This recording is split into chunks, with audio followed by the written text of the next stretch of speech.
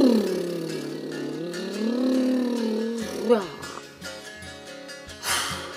wind is in from Africa. Last night I couldn't sleep. Oh, you know.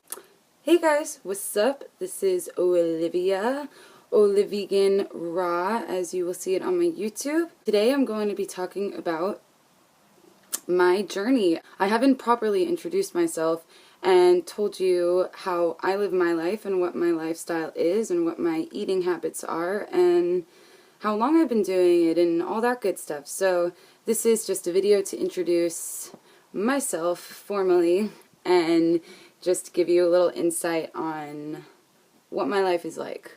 So before I start, I just want to say that if you haven't subscribed to my channel yet, then definitely subscribe.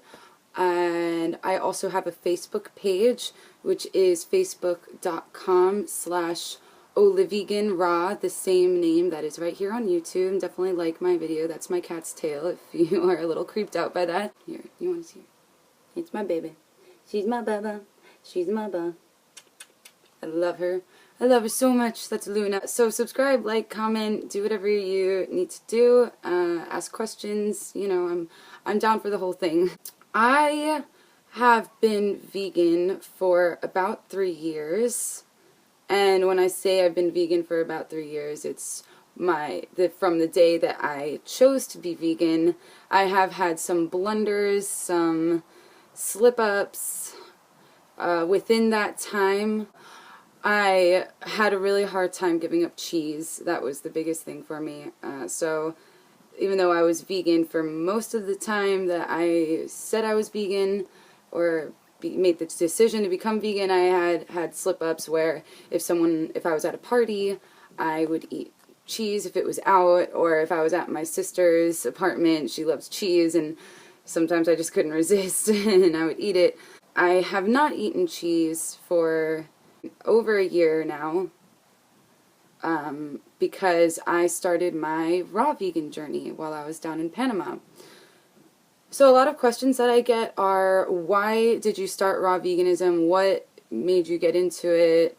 How do you feel? All that good stuff. So let me start by saying that the start of my raw vegan journey, I know that it's really, really difficult for some people, but for me, it really, really wasn't that difficult of a transition, and this is why. I went down to Panama for a couple months. My cousin, Georgie, he is a raw vegan, as well as his, well, they don't like to put labels on it, but his mom bear, Philippa, they are both raw vegan, and they've been living the raw vegan lifestyle for a long time now, and I figure, oh, you know, if I'm going to be down in Panama, like, why don't I give it a try? Why don't I give raw veganism a try? And I went in with no intention to become raw vegan for the rest of my life. I went in thinking like it would just be a cool thing to experience maybe for a month or two to see how I feel and to maybe lose some weight. You know, I was very big into what my body image was back then and like looking skinny and fit. But when I got down there, they told me that we were going to be doing a 7-day water fast, or that they were going to be doing a 7-day water fast, and if I wanted to join, that I could. And I thought, well, yeah, not eating for 7 days, like, that must be a crazy experience, and I'm all about experience, so of course I was going to try that. So I did the 7-day water fast. I was raw vegan for about 3 or 4 complete days before starting the 7-day water fast. Yeah, and then we just dived right into it, 7 days, and it was the most painful, emotional time of my life. I mean, it was only 7 days. I want to do a longer fast someday, but anyway, when you fast, your body has time to heal places that it doesn't normally have time to heal because it's focusing on digesting. And I'll definitely go more into detail about my 7-day water fast in another video. But for right now, I just want to tell you about my lifestyle. So after the water fast, I only introduced fresh fruits, fresh vegetables, but mostly just fruit. I didn't really eat that many vegetables down in Panama.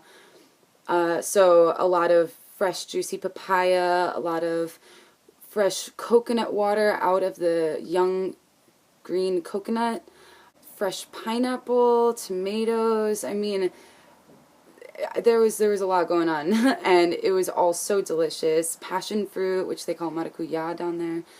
It was the best food ever. So after the water fast and after about a week or two of only eating the raw food, I realized how amazing I felt, especially since I was going on walks every day and I was exercising, doing a lot of yoga, and I was feeling really good. I was out in the sun. I mean, being in the tropical climate is the best, especially if you're living this lifestyle. Being in a tropical climate is amazing.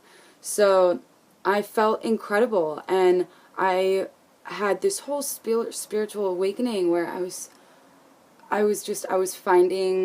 getting closer to the divine inside of me and meditating a lot and things that I had never really done before. I mean, I had practiced yoga for about a half a year before going to Panama, and even got my yoga teacher training and all of that, but I didn't quite grasp the spiritual side of yoga.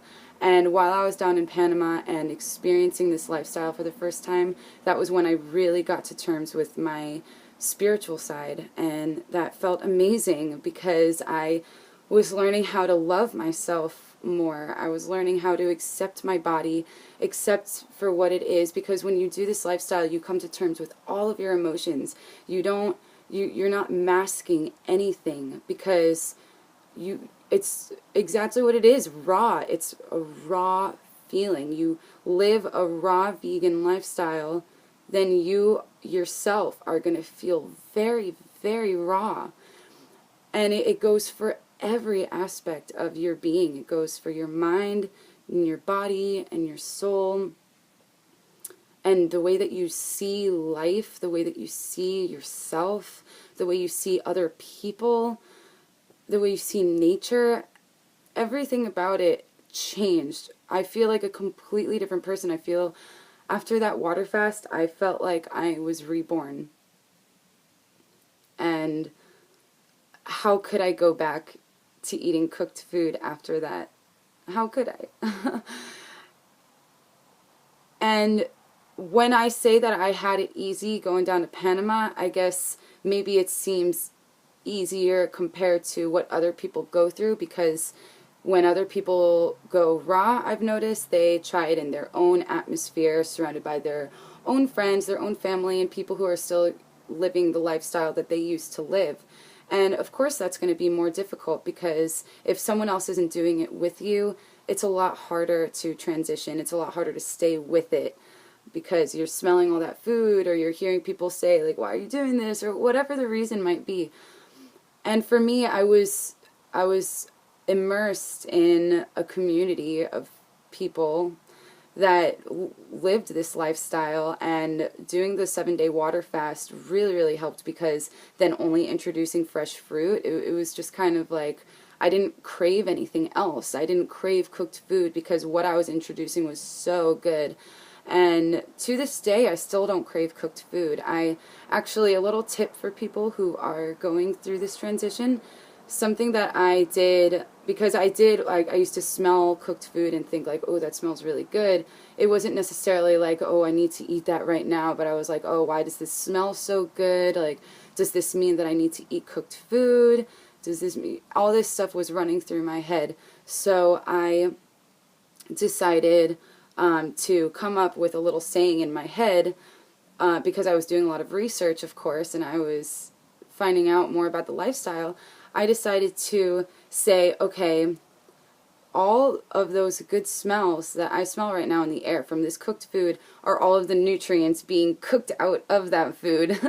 And it really helped. It makes complete sense. Think about it, like the smell in the air is all the evaporation from the food, all the water evaporating into the air, combined with all the spices and then the natural state that food was meant to be in. It's all evaporating with the water into the air, and that's what you're smelling. And that's not in the food anymore. It's just not. And you notice, like, when you taste food, it's just not as satisfying. Well, cooked food, it's just not as satisfying as like the initial smell of it. at least for me. Again, everybody has their own opinions, everybody has their own thoughts. Yeah, so I was in Panama for 2 months, and I did the whole raw thing for the whole 2 months I was down there. It felt amazing. Came back to New York, and I've stuck with it ever since. I realized that while I was up here, there, you see a lot more of what I call the raw food, junk food. It was difficult seeing all that go raw stuff and all this raw chocolate and all this raw dehydrated stuff that I wasn't able to get down in Panama. Raw nuts aren't something that you can really get down in Panama. And I just started trying everything. I was like, oh, this is great. Like, everything is raw and I can eat all of it and blah, blah, blah. And I realized that I was quickly gaining weight, and I actually ended up getting a little bit of a stomach problem. And I went to the hospital because I was so freaked out. I was so much in pain. And then I decided that it was time to do more research on exactly what you should eat to sustain a proper raw vegan lifestyle. Because when I was think about it, when I was living in Panama, I was only eating fruit pretty much. I mean, I had some vegetables, but not a lot. And I was feeling at my best in Panama. I was like just on cloud nine with myself in Panama. And then after I started introducing all these dehydrated foods, all these nuts, all these really high fatty foods, I started feeling really bad about myself. And so, yeah, so I read the 80-10-10 diet book by Douglas Graham, and I realized, like, I have way too much fat intake. I was eating so much fat and so many dehydrated foods that my body just kind of freaked out. And especially since it happened, I did it all at once, right? It was just like, boom, like, I'm going to try all this food and it's all going to be amazing. And I think my body just freaked out, and it was like, whoa, what are you doing? Like, you've been so clean. After I read that book, I was like, okay, I need to get back on track. And I did, and I've been back to eating mostly my fresh fruit, definitely some salads still. I don't eat salads every day, but I have been on a salad kick lately. I've been loving romaine and spinach together with tomatoes and zucchini and all that good stuff. Zucchini is a fruit, by the way. A lot of people don't know that zucchini and cucumbers are fruit. So I've been doing this lifestyle for almost a year. It'll be a year October 3rd, so it's been about a year, and because today is what, September 27th, I think, and I'm not looking back. I still don't have any urge to go back. I don't feel like I want to try going back. I still feel incredible, especially since I've gotten back to the low-fat, raw vegan. I like to put living food into my body, not dead food. And when you cook food, you're killing it. You're killing the plant. and if you need to cook something to make it taste good, or you need to cook something to get it to a state where it is edible, I don't believe that we are meant to eat it then. I believe that we are meant to eat the food that is ripe and ready to go in your hand. You can eat it right then and there, off the tree or pulled out of the ground, right? Like, you don't need to warp it in any sort of way. The nutrients are good right at the starting point of it being ripe or falling off the tree. And if you have to cook something, then it wasn't meant to be. I mean, it just wasn't meant to be. I mean, think about it. We're the only people who cook things. We're the only beings, I should say, who cook our food. I mean, animals don't cook their food. They eat everything right there in the raw. I mean, carnivores eat pretty much the whole animal. I mean, down to the bone, where they're gnawing on the bone. I mean, they go for also the juiciest part first. And can you imagine just chasing after an animal and then just digging your teeth into it right then and there with fur and everything and all the bugs that are inside of it, and then just like opening up an artery and just like sucking on the blood? Can you imagine doing that? I can't. But omnivores and carnivores, that's what they do. That's how they eat their meat, and we have to cook our meat to make it edible.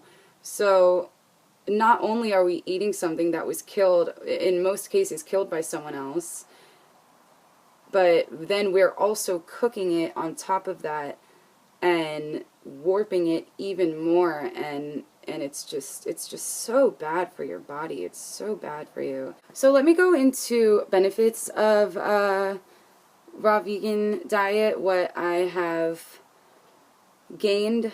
I've lost a bunch of weight, which shouldn't be the main reason you do it. That wasn't even it was my intention at first, but after a while I just didn't even care anymore what my body looked like.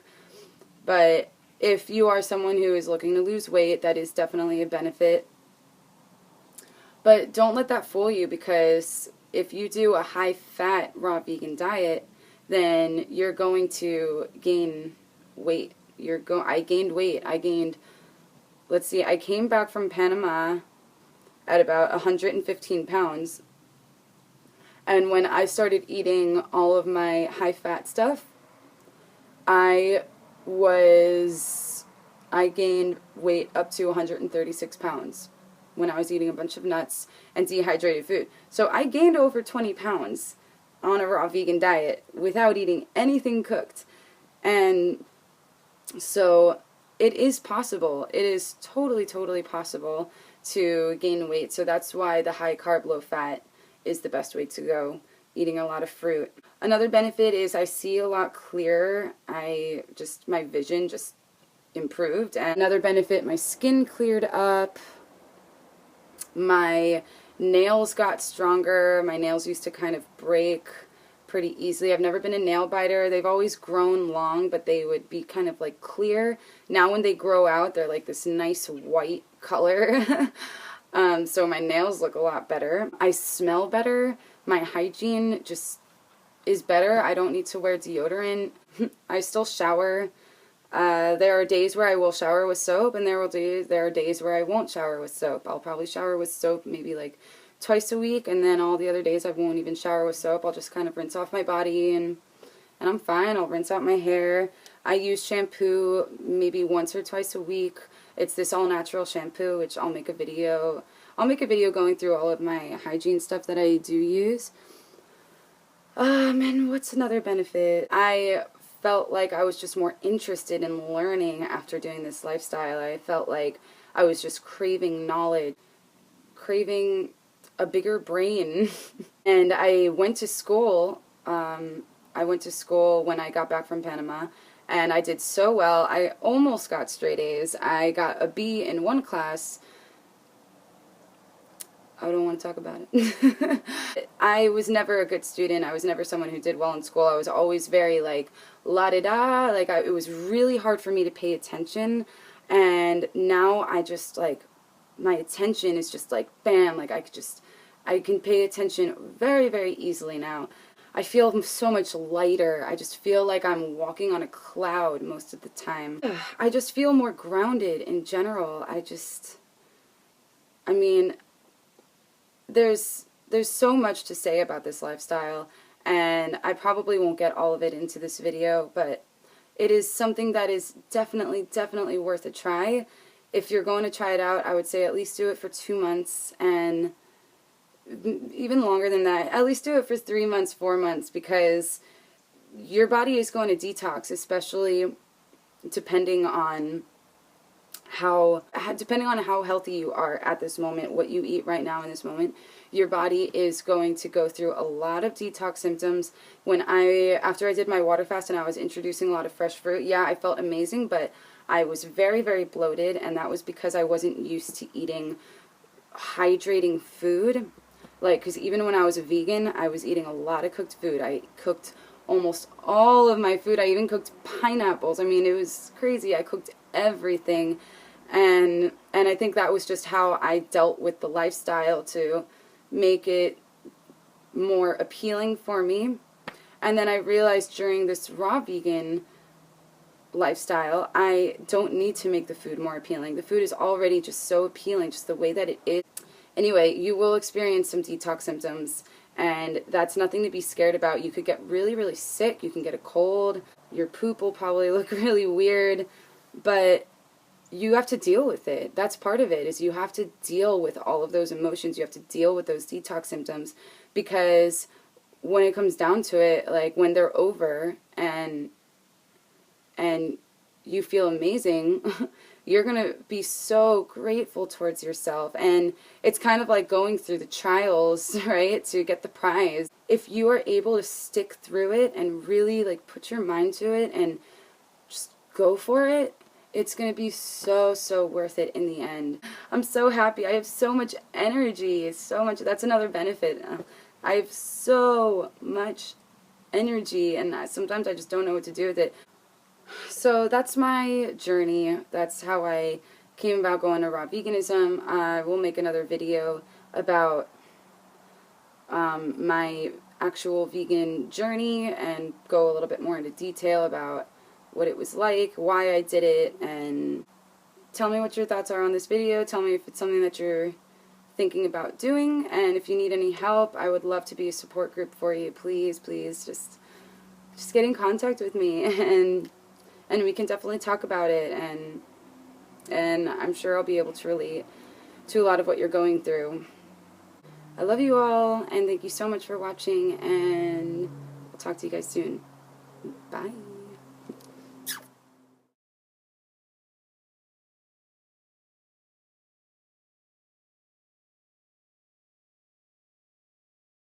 French cologne.